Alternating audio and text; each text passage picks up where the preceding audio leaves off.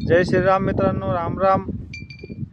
सर्वांना एक माझ्याकडून विनंती आहे की 16/5/2026ला शनी अमावस्या आहे.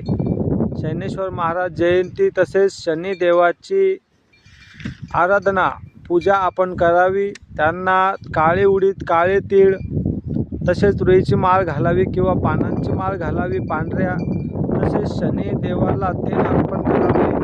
हनुमंताला सुद्धा आपण तेल अर्पण करावे. तुरीच्या पानांची माळ हनुमंताला सुद्धा आपण घालावी.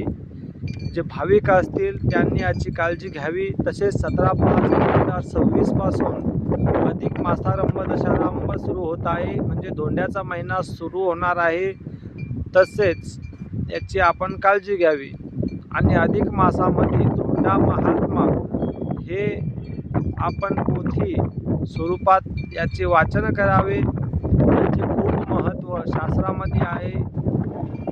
तसेच आपण धोंडा महात्मा पारायण करावे.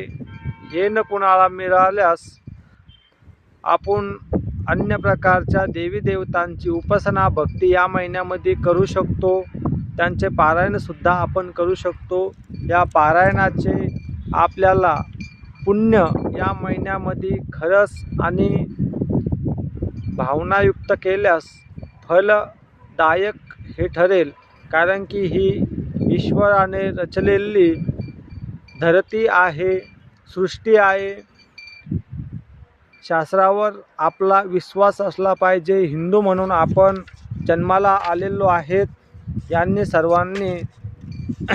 याची सर्वांनी काळजी घ्यावी. तसेच धोंडा महात्मा पारायण करावे किंवा अन्य प्रकारचे आपण पारायण करू शकतो. गजानन महाराज विजयग्रंथ असेल, दत्त विजयग्रंथ असेल, स्वामीचा विजयग्रंथ असेल, नवनाथ विजयग्रंथ असेल, अनेक प्रकारच्या पोथ्या असतील, पारायण करू शकतो आपण या पोथ्यांचे. तरी आपण याची काळजी घ्यावी. की जय श्रीराम. पुनश्च एकदा 17/5 नुसार अधिक मासारंभ सुरू होत आहे व 16/5ला शनी अमावस्या आहे. याची आपण सर्वांनी नोंद घ्यावी. जय श्रीराम. राम राम.